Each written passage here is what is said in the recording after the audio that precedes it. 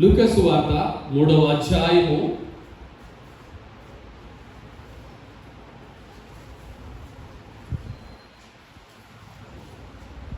16వ వచనం నుంచి.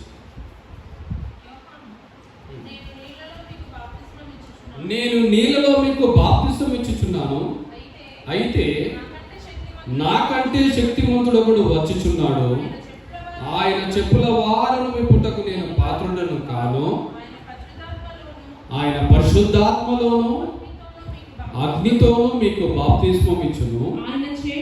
ఆయన చేతిలో ఉన్నది. ఆయన తన కళ్ళమును బాగుగా శుభ్రము చేసి తన కొట్టులో గోధుమలను పోసి ఆరని అగ్నితో పొట్టు కాల్చివేయునని అందరితో చెప్పాను. హల్లెలూయా, హల్లెలూయా, హల్లెలూయా. మనము దేవుని యొక్క కృపను బట్టి, దేవుని యొక్క రక్తముతో కడగబడి, పరిశుద్ధపరచబడి, పవిత్రపరచబడి, ఆయన సన్నిధానములో ఈ విధముగా కూడుకొని ఉంటున్నాం, దేవుని ఆరాధిస్తూ ఉంటున్నాం. రక్షించబడినటువంటి మనమును, రక్షణ పొందినటువంటి మనమును, క్రీస్తును అంగీకరించబడినటువంటి మనము మరి ఫలించే వారముగా ఉన్నామా, ఫలించని వారముగా ఉన్నామా? ఒకవేళ ఫలించాలని ఆశపడితే మనము ఏ విధముగా ఫలిస్తాం? హల్లెలూయా.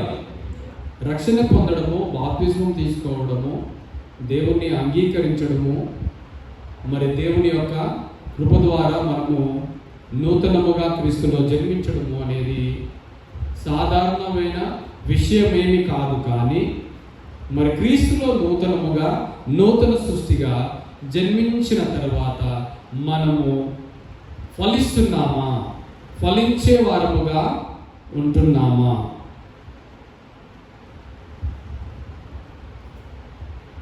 మనము ఎప్పుడు ఫలిస్తాము? అసలు ఫలించడము అనేది ఎలా తెలుసుకోగలుగుతాము?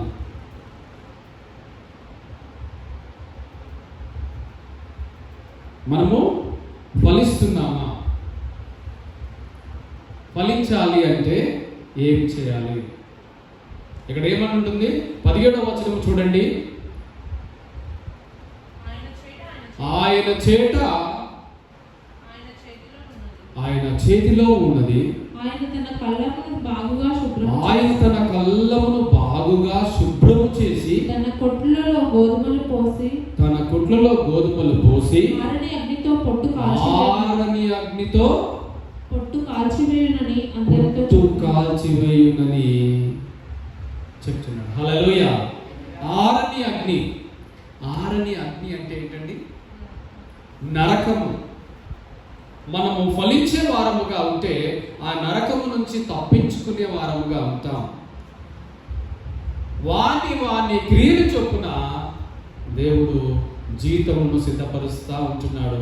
అది వెంటబెట్టుకొని తీసుకొని వస్తూ ఉంటున్నాడు. ఒక దినమున అది మనకు ఇవ్వబడుతుంది. మరి నీవు ఒకవేళ ఆత్మీయంగా ఫలిస్తే మరి ఏ జీవితమును పొందుకుంటావు? ఇక్కడ ఏమంటున్నాడు? ఆ పొట్టును ఒకవేళ నువ్వు ఫలించకపోతే ఆ పొట్టును ఎక్కడ వేసి కాల్చివేస్తానంటున్నాడు?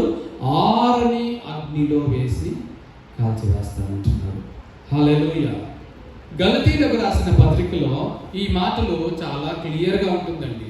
మరి పాపము అంటే ఏమిటి, పాత జీవితము అంటే ఏమిటి, మరి ఎవరు పాపము చేసిన వారు అవుతారు, ఎవరు పాపము చేయని వారు అవుతారు, ఎవరు ఫలించే వారు అవుతారు, ఎవరు ఫలించని వారు అవుతారు, ఎవరు ఫలిస్తున్నారు, ఎందుకు ఫలిస్తున్నారు, ఎలా ఫలిస్తారు అనే విషయాలు ఈ 2 వచనాల్లో మనము చక్కగా చూస్తుంటున్నాం. హల్లెలూయా. గలతీయులకు రాసిన పత్రిక 5వ అధ్యాయంలో 19వ వచనం ఒకసారి చదువుతారా? శరీర కార్యములు స్పష్టములై ఉన్నవి. అవి ఏమనగా అపవిత్రత, కాముకత్వము, విగ్రహారాధన, ద్వేషములు, కలహము, మత్సరములు, క్రోధములు, కక్షలు, భేదములు,